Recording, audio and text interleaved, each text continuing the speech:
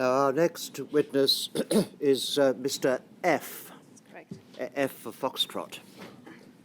The reason that this witness is called Mr. F is because he has asked for his anonymity to be respected. For that reason, as I explained this morning, there will be no live streaming. There will be no audio live streaming. Both will be available after any necessary redactions tomorrow or later on. But in order to protect his anonymity, I have the power to make, and I do make, a specific order. The press are aware of the terms of it, but you aren't yet. So let me just read it out to you.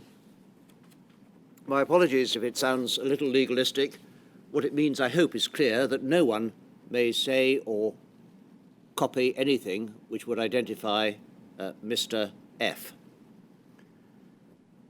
I order that the name and address of witness W0198, that's Mr. F to us, and any other identifying information, such as the witness's image or a description of their appearance, cannot be disclosed or published in any form unless express permission is given by me or the solicitor to the inquiry acting on my behalf.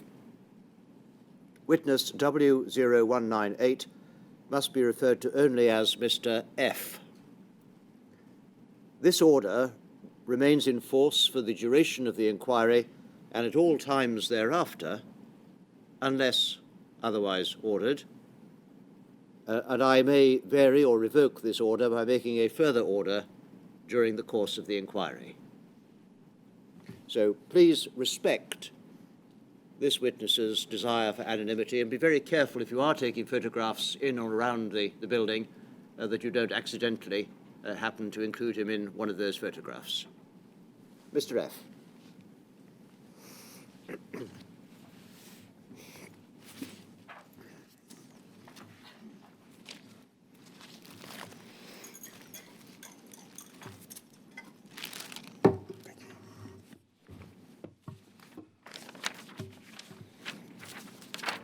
Your full name is known to the inquiry, and today you'll be known as Mr. F. Please, could you hold the book in your raised hand and repeat after me? I swear by Almighty God. I swear by Almighty God. That the evidence I shall give. That the evidence that I shall give. Shall be the truth. Shall be the truth. The whole truth. The whole truth. And nothing but the truth. And nothing but the truth.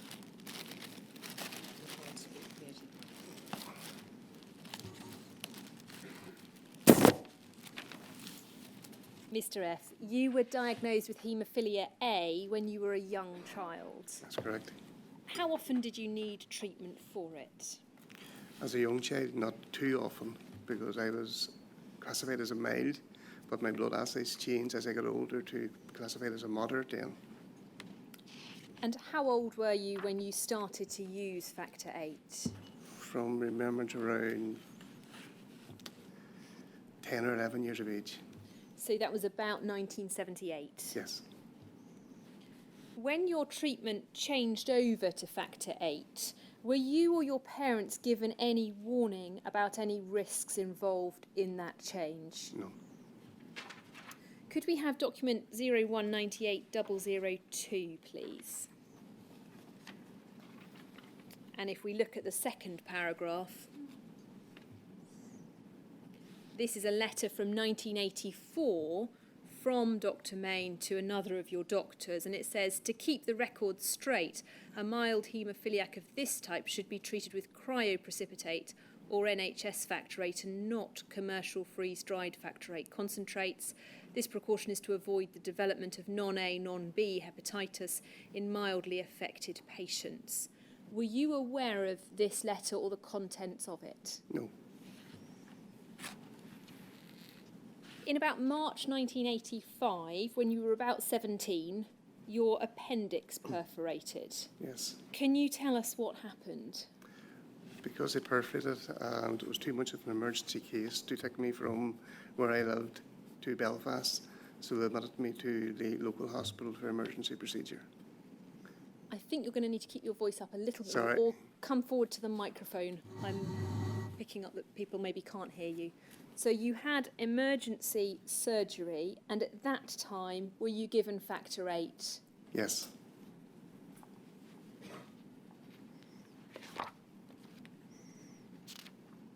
When you were given that factor 8, before and after the operation, were your parents or you warned about any risks involved? No. You carried on using factor 8 as and when it was required. That's correct. And in 1992, you attended one of your 6 monthly checkups. Yes. Do you remember what you were told at that appointment? No. You were told there'd been a situation in England for haemophiliacs, Yes. Sorry, yes. and that a patient with haemophilia had received contaminated blood products and been infected with HIV as a result. Yes. You asked if you could then, you were asked to be tested at that point. Yes. And I think your mother requested your test results. She did. And what happened? She inquired with them on a phone call to see if she could get them, but they wouldn't release that information over the phone. And so you went up to the hospital Yes. with the woman who's now your wife. Yes. And what was said at that appointment? We were just told the tests were carried out, and I was glad to inform me that the HIV virus that I hadn't got, and there was also another virus detected called hepatitis C, and it was nothing to worry about. Go on with your life, live as normal, and it'll not give you no bother. That appointment happened in 1992, Yes. and your wife is clear that it was 1992, isn't she? Yes. Can you tell us why she's so clear? Why we got engaged in 1991, and we were married in 93, and we were told that in between. Could we have document 0198003, please? And the main paragraph. This is a letter from April 1992, and it says that you were worried about your tests for viral infection. Apparently, he was seen by some of the junior staff who omitted to let him know the negative results of these. I've let him see all his results, and he's happy to discover that there's no problem at the present time. Is that what you understood you were being told? No. And then if we look at 0198004, and we can see at the top, this is a letter from April 1999. And if we look at the final paragraph, I indicated to you that you had hepatitis C approximately 4 years ago, which would put it at 1995. Again, what was your response to the suggestion that you were told about hepatitis C in 1995? No, definitely not, because we were so clear it was 92, hence to be told just before we were getting married. And then 0198005.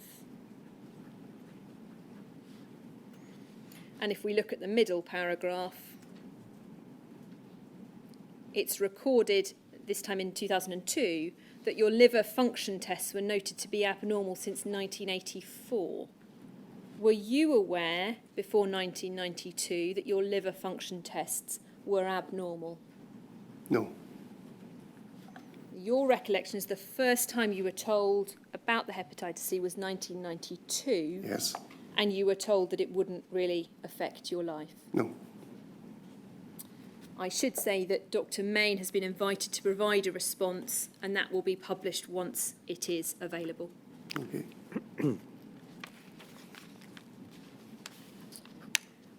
When you were told you had hepatitis C, were you advised of any of the risks of transmitting it? No. What do you feel you should have been told? In hindsight now, about what we know of the disease, everything that should have been told. At the time, you didn't really ask anything. Not really, because the biggest scare was HIV, and when you were told you hadn't got that, with the amount of factor that I received over the appendix operation, just left very happy, and with Dr. Main's own words that the hepatitis C virus was nothing to be concerned about. You walked away from what you've said was a relatively short conversation. Yes. Didn't particularly ask any further questions. No. But the woman who's now your wife didn't quite respond in that way, did she? How did your wife respond? She went very quiet. Didn't give me an explanation why, but herself would be a thinker as a health professional, so I take it her mind was working overtime. And you picked up she was worried about something? Yes. In hindsight, you've said, looking back now, I think I was a fool to have not asked anything. Yes. And what you would have liked to have been told is the risks of transmission. Yes. But also the impact on your, how you could have changed your lifestyle. Yes. Because once you knew there was some impact, what did you do? I ceased drinking alcohol. I stopped eating red meat because we were told then that red meat makes your liver work twice as hard to break it down, to digest it. So I abstained from alcohol, stopped, changed my diet, and tried to be good. And in trying to be good, yes. You feel you should have been told that in 1992, so you could make those changes then? Yes. In 2004, you had some abnormal liver function tests. Yes. Do you remember what you were told? Just went because I was feeling unwell and tiredness, couldn't explain it. Had a sick child previous before that, he was born premature. We put it down to the stress of himself. Went to the hospital and said to them, so they done the test then. And then he came back then to say that my LFTs were raised. Because at the time, you've said your child was very unwell. Yes. So initially you thought it was just the stress of dealing with that. Yes. But I think you've described it as a very different kind of tired. Yes. Can you give us any more explanation of how it felt? How it felt. Lethargic wouldn't be the word. It would just be an uncontrollable tiredness. You had no energy. An everyday task was so difficult to do. Was still trying to work full-time, but was getting more difficult to work full-time, even to concentrate. Just general feeling then of pain started to appear, that I couldn't put it down to having bleeds as a haemophiliac. It was completely different. You said you also were sweating profusely. Yes. And feeling very nauseated. Yes. So what happened next in 2004? I'm sorry, I just can't recollect it. Don't worry. I know you're struggling with brain fog, and we will take it nice and slowly. You then went on to the first course of treatment for your hepatitis C. Yes. You volunteered very quickly. I did, yes, once I found out what it was, and yes. And you think you were probably one of the first people in Belfast to go? Yes, to the haemophilia centre, yeah. Do you remember what your experience of that first course of treatment was? Awful. I suppose the first 12 weeks couldn't work. Just confined. I always took the injection on a Monday night. Tuesday and Wednesday just was a case of you could write it off as 2 days in a week. As the reason for that, as the week progressed, I tried to be in some way normal at the weekends when the two boys were off school, to have some type of normality, but you know, the experience of the side effects of it is just awful. You've said that the treatment itself was difficult and debilitating. I suffered severe physical side effects. I was constantly nauseated. Yes. And I mean constantly. Yes. You know, your loss of hair, you had anxiety, depression set in, which I've never ever experienced before. The darkest days were always a Tuesday and Wednesday. And I suppose the first 6 months you thought of it and you got on with it, but there was times that you just thought, I could be in a better place. It would be easier just to walk away or do something that you didn't want to do to yourself, or even having that thought to do it. You know, it's just... There were both huge physical effects Yes. and mental effects. Yes. You've said that you are somebody who wouldn't choose to take antidepressant medication. No. And you'd resisted before the first round of treatment started. Yes, I went against advice, but I says, no, I refer to them as happy tablets, and I says, no, I don't want them, I don't need them. But they told me it's not you personally, it's the medication that's going to do this to you. So after 6 to 8 weeks, I eventually had to give in because it changed my humour, my outlook. I was more anxious, I was jittery, I was just in a bad place. How did this affect your relationship with your family? I suppose you look at them and think it's unfair for them to watch, number one, the two boys, that their daddy in this state they wouldn't have seen before. I suppose my wife then trying to keep a house as normal as possible. So through saying you take your worst cases out and you're the ones closest and dearest to you, so. You've described that you went through a very low period and thoughts of ending your life crossed Yes. your mind. Your relationship with your children suffered. You felt you were failing them all the time. I could do nothing with the children during the treatment, not even kick a ball around or go for a walk. I felt bad for them that they were missing out. Yeah. It was at that point when you started treatment that you told the children for the first time that you had hepatitis. Mm-hmm. How did you explain it to them? Well, more so the biggest, or the oldest, sorry. He was studying for his A-levels, and he came in one day from school covering biology, and he clicked that there was something wrong. So, as children do, they're very black and white. He said to his mother first, what has Daddy got? Has he got cancer? Has he got AIDS? So me and him were due to go to Belfast. And the following day, so me and him had a discussion in the car. And during that first tranche of treatment, you were off work throughout 12 weeks, Yep. and then returned on light duties. Yes. How was that for you? It was hard because I normally would have worked a 50, 60, 70 hour a week as a sales manager. Probably trying to excuse yourself from work. My work was very good, and my employer, I didn't hide the fact from him what was wrong, and he knew it, and he accommodated me, to be fair, very well. But it was just people coming in and saying, to you, not meaning nothing by it, just saying to you, God, you get a career in handy, you work a 2.5 day week way, the way slugs away, says, you know, if you have any more recipes for that, but it was very hard to think as a man. As a person who would have worked, you know, from their 17 up to the present time, 60, 70 hours. And in fact, you've not been able to go back No. Since then to be full-time. No. What impact has that had on your family life? I suppose the biggest thing to me is a work ethos, because when you have children, you want to install a work ethos into them that, you know, you don't get nothing, you have to work for it. And I suppose that was my reason to try and stay in employment.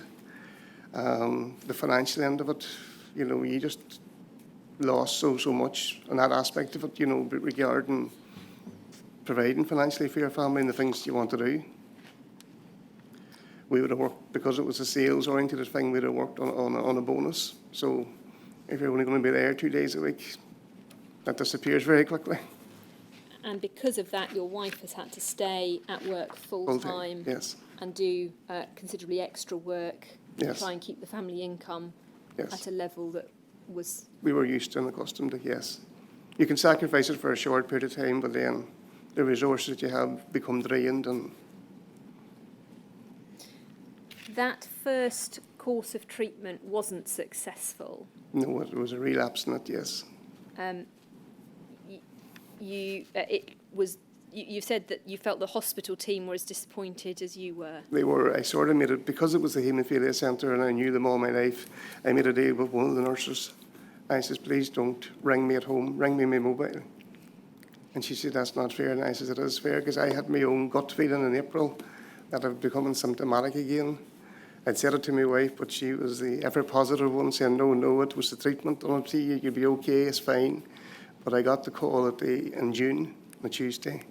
And I made the unfortunate mistake of not telling my wife it was a Monday, until the Wednesday, which I nearly got divorced over because I thought she wasn't too good at humour coming home from work. I says, what's the point in telling her now? And so I kept it to Wednesday lunchtime, and I informed her, but she called me out when she asked me when did I find out. And I suppose with brain fog and everything else, I happened to say, oh, it was Monday they phoned me. So. And you got into trouble? Yes. You didn't then start a further course of treatment until 2013. Yes. How were you physically and mentally during that time between the first treatment and getting started with the second? So physically, it was again just the post side effects of treatment. You know, you said to people, yes, all haemophiliacs have pains in their joints, but this was just something completely different. And say the tiredness, just as you just swear somebody just sucks the life out of you. You know, I'd went to work on a Monday, I'd spent Tuesday and Wednesday near enough sleeping. When the boys were getting bigger, I used to say to the biggest boy, he would have been, I'm not sure what age, 10 or 11 or 12, I used to say to him that, now, Daddy's going to fall asleep in the living room. I put one chair across the hall door, say, but you have to guard the dining room doors in case the smaller child gets out, because you were just falling asleep and you couldn't control it. Now, he thought it was great because he had great access to his PlayStation 1 and, you know, he wasn't getting disturbed, so he thought it was great and he kept the deal. You then had some FibroScan results in 2013 Yes. that weren't very good. No. And you had a long discussion about what to do. Because of the effects of the first treatment, and because my LFTs were coming back raised again, it was decided then that we'd get a FibroScan, and it determined then on the results of the FibroScan if I would go ahead for more treatment. The reason being that we were always told that there was more and more new treatment coming through and more tests coming through, which wouldn't be as severe as the ribavirin and interferon. But then when the results of the FibroScan came through, it was decided then it would be better to act than wait. So you were told you needed to start Yes. a second course of treatment, and you had a consultation with a doctor. Yes. Can you tell us about that? A very short and brief encounter. My wife and I went up to meet him. On recollection, it was a lady registrar who met us. She introduced herself and she says, she wasn't even aware, she'd said to me at the start, was, you don't want the treatment. You've rejected it. And I says, no, it wasn't that. I says, we said we were holding off until the results of the FibroScan came through. Say, but now with hence the results findings, we want to commence the treatment. So then she excused herself and she left the room, and she came back then with the consultant. And what did the consultant say to you? Well, he came into the room and he's dressed in his... He says, I believe now you would like to commence this treatment. I'll probably have to look at my statement to give you the word for word, which he had mentioned to me. Would you like me to read it? Yes. He went on to say that if society in general were aware of the granting of funding, then, and I quote, people like you would be banging at the door to acquire a place for treatment. I'm not sure what people like you meant. I'd always looked after myself. I'd never engaged in anything experimental in relation to risky social behaviour, and I felt that this man didn't realise that I'd been given this virus by contaminated blood products. The consultation left me feeling very low and worthless. Yes. Is that your recollection? It is. We've had a response from the doctor, which will be published alongside your statement. Okay. And he says that what you recall him saying is not language he would use. And he has said this: I would simply never countenance the use of the term people like you. I insist I wouldn't have used such language, and such language have no place in the providing care to the population of patients attending the liver service. He says there's no evidence to substantiate the allegation, and I do not believe the language described would be that which I would use. Indeed, I find it abhorrent to be accused of using such language, given the commitment I offer to my patients. How would you respond to that? I suppose that is his account of it, but it's not my recollection of what was said that day. I have my wife as a witness to what was said, and probably in hindsight there is a registrar as well, but I provided in my statement what it was says, and I have no reason to not tell the truth. Once you were on that second course of treatment, can you describe the side effects that you had? Again, it was the same of the ribavirin and interferon. And then after, I think it was 6 weeks, they introduced the third drug called Preceptrifer. And now when it kicked in, it was a different piece of work altogether. I thought the other two was bad, but it was very, very bad. The only thing probably that I found very hard to accommodate was they not insisted, but they advised you to eat an extra 60 milligrams of fat throughout taking the treatment. So you took it at 8 o'clock in the morning, the first part of it. You took the next part at 4 o'clock and the next part at midnight. And on them intervals, you had to eat an extra 20 milligrams of fat to absorb what they were giving you into your system very quickly. Now, within probably 7, 8 weeks, and generally have a big build, I had put on 1.5 stone, and I thought, you know, you told us to beware of a fatty liver, and now you're telling us to eat this and then putting on this amount of weight. So I said, no, I didn't want to presume with eating of the 20 grams of fat 3 times a day. And they had to check, and they came back and said, well, if you can accommodate a strictly amount of vomiting you're going to have with it, so be it, you can proceed. And that's what I done. I just went with it. And at the same time, my good wife would always make me croissants in the morning. It was a bag of Tito and a Mars bar at 4 o'clock. And at 12 o'clock at night, it was trifles and Marks and Spencer's, and I've never had a trifle since. Well, it's just one of them things. And the side effects of it was just, again, very, very similar to what I experienced on the first treatment. And I suppose in one way I knew it was coming, but when they introduced the third drug, it sort of completely threw me altogether then. You know, you had the side effects of, you know, the depression, anxiety, you know, the neutropenia that comes with it. The rigors, you know, the shaking, the high temperature, and then you're coming back down again. It's very hard to explain to anybody unless those who've been through it knows what it actually feels like. You know, you say these things in general, but it doesn't touch to what way you felt when you were doing it. Thankfully, that second course of treatment cleared the virus. It did. But you've been left with a number of side effects even now. Can you tell us what they are? There's mostly the pain issue, the tiredness. I actually went back from recollection to say that I was, there's something wrong here. I'm too sore. This is not normal. I was dismissed the first time regarding said it was part of my underlying condition of arthritic changes with the haemophilia and the joints bleeds. But I said, no, it's not like that. It's completely different. And then in hindsight, they have found and said to me that, yes, you were correct, because you begin to think, you know, am I seeing, am I imagining these things, you know, but they eventually came back and says, yes, we have found that there is severe side effects to people's joints and everything else associated with the treatment. And you've continued to suffer from chronic fatigue. Chronic fatigue, irritable bowel, getting tested now for fibro.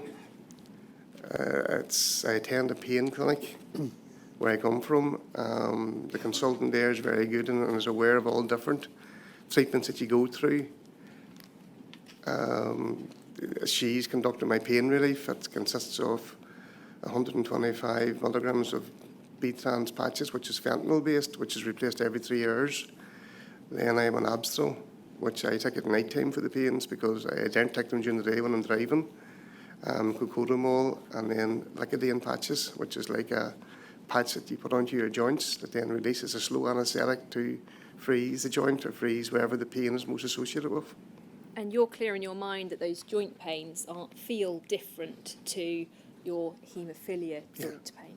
No, you would know, you know the difference. And if anybody has haemophilia, you would definitely know the difference, you know. And even from a bleed point of view, it's completely different.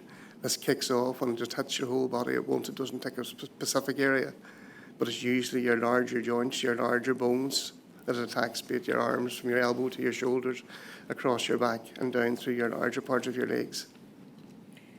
Can you tell us what the impact has been on your mental health? It's the sleep. And if the pain does kick in, you don't sleep. You walk the floors. You try not to make a noise. I always had a thing about taking tablets and not taking too many, but at times you just go looking for them because you need them. I suppose it's not fair on the boys because you can be very erratic to them. If you're in pain, they're getting to the point you do understand it because they do ask, are you so with it, Daddy? You know, and they sort of accept it, but it's still not nice to bite at them when you are not in that good position. You've described that you still struggle to and try to maintain a positive mental outlook to this day. I often think about the time in my life that's shaped the way I am today, the emotions of anger, hurt, dishonesty and shame. Yes, shame. I've always felt dirty, identified as the dirty case, kept to the last on every treatment list possible. Yet you reflect also trying to balance the fact that you're alive and have been blessed with a fabulous family that love you with all their heart. Yes, because, no, it is quite true, because you try to take the good out of it in some ways, that there's been people who just went before us and died. I do sort of class myself as a lucky one because I did get married, I was blessed with 2 children, and my wife is still putting up with me, so it's, yes, you know, I am one of the lucky ones, if you want to put it in context against those who are less fortunate. You've received payments from the Skipton Fund and also personal independence payments, so welfare payments.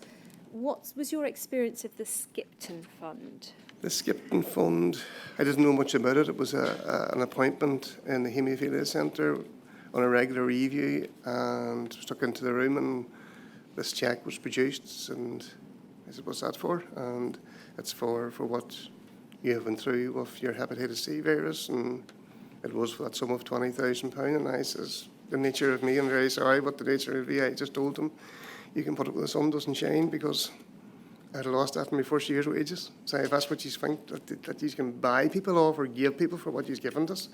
Now, I had to be reinforced because I got very angry. And then they said I had to sign for it. And I says, what for? No, you have to sign for it, because if you don't sign for it, nobody else gets it. And you also received some payments from the Northern Ireland Infected Blood Payment Scheme. Well, that comes, as far as I know, from the Skipton Fund. As I'm led to believe, there's a monthly payment comes in, which probably when you equate it up per weekly, I think it's £10 a day. And you've said you wonder how these organisations distinguish between patients and how they differentiate between stage 1 and stage 2. I do, because my stage 1 is very close to what is stage 2. I can totally have respect for anybody who's in stage 3, stage 4, because they're totally suffering a different from what we are, but it is very difficult to swallow that they can make that difference. You know, and it just came in the post, and my wife and I couldn't understand this thing appeared in the post and you were being offered us. There was no consultation before or come and see us. This has been put forward. And what you've said in your statement is the payments are better than nothing, but they're no comparison on my lost earnings due to my inability to work full time. They simply do not equate to the same. Correct. Mr. F, I don't have any more questions for you. Is there anything else you would like to say? No, we'd just like to thank everybody for their help, and to Sir Brian, and probably to my wife for putting up with me. As it's true saying, I suppose, and for better, for worse, for sickness and health, and she deserves a medal. Well, Mr. F, can I thank you very much for coming to tell us your story and for the way you have delivered it. So thank you for being here today. Thank you.